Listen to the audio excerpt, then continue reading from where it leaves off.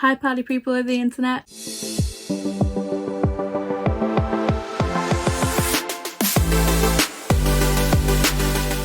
How y'all doing? I know it's been a while since you've seen my lovely sweaty face, but you know, life be lifing and all that jazz. And I say sweaty face because we're having a heat wave in the UK. I'm filming after the sun has gone down, so you'd think it'd be a bit cooler, but not so much now. From the title, you can tell that I've got a book haul. Most of these are from World of Books. I'm not affiliated with them in any way, but if World of Books wants to, you know, make me an affiliate, I don't even know how that would work, but yay. They're a website where it's a collection of used bookstores, kind of like, you know, use their website, kind of like A-Books. Got a bunch of books from there, and then I got 2 books from Amazon. I would have only got the 1 book from Amazon, but I forgot to get the other one in the World of Books order. Shall we just get to the book haul?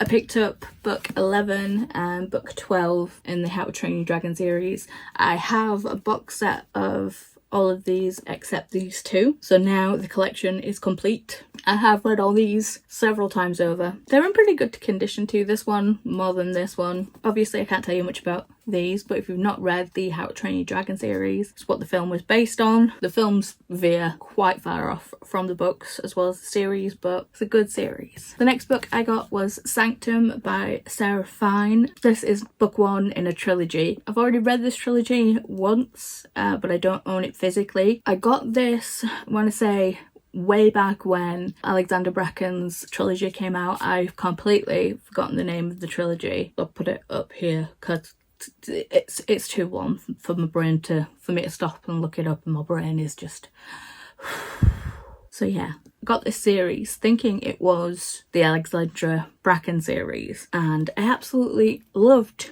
the series even more than that one, and no one ever talks about it, so I wanted to get it physically and then physically reread them. Only got book 1 because they didn't have the other 2. Now I have it physically. I'll be on the lookout for the other 2. I'm kind of annoyed that I didn't pick it up already because I've been following Rosie Talbot's TikTok for quite some time, and this is her book 16 Souls. Unfortunately not in the best condition here, but you know, I can still see all of the text and stuff. Hopefully I can fold all of those edges back into place and it'll be fine. This is a YA book about souls and ghosts and I think ghost hunting. I'm excited to get to that. I picked up Alex Folks's Rules for Vampires and then her second book, Rule for Vampires and Ghost Bite Back, and look at this one. I managed to get a one with sprayed edges, which is really awesome. I don't know if they all came like this, but I'm so happy about that. I like getting little surprises like that. And these have fun little illustrations in them, like so. These are middle grade. Rules for Vampires kind of explains what it's about. I'm excited to get to these. Now, this one is finishing off a trilogy. I have 2 here. I have the first one. I've read the first one. Don't know if you can actually see it. It's just behind Crash Bandicoot, which is My Lady Jane. I pick up the second one. And this one's a lovely floppy copy. We all enjoy a good floppy book. I haven't read this one or the third one, but I really did enjoy the first one and just how funny it was. Lady Jane was following Lady Jane Bathory, I believe. I can't, yeah, my memory's not that great. And this one is following Jane Eyre. Now, I'm kind of annoyed with this one and kind of not, because it's the third in the trilogy, but it's a hardback. And this is My Calamity Jane, and it has deckled edges. I love a deckled edge. Feels so nice. So the edges are kind of done in this fashion. Yeah, I should have checked to see that this was paperback when I was ordering it, but I didn't. I just saw it and just went add to basket. And this one is following Calamity Jane, which is a western, so excited for that. Second to last from World of Books, I got the graphic novel The Sculptor by Scott McCloud. This has been on my TBR for ages, and every time I've like gone to Waterstones and I've seen it, I've like gone, should I buy it? Should I not buy it? And then I've looked at the price tag and gone, yeah, probably get 2 other books for that. So I was quite surprised when I saw this on World of Books for under £5. So snagged that bad boy up. It's a graphic novel, as I said. I think this is actually a library edition. Yeah, from London, so it probably came from a library sale, and that's why it has the kind of like protective plasticky cover, but I'm okay with that. Tiny bit damaged on the corner, but you know, I don't care. Can't remember the main character's name, but this guy ends up making a deal with death, and his sculptures and creations come to life, but with that deal with death gives him only like 200 days to live, I think. Things happen from there. Is she a chonker? But I'm happy.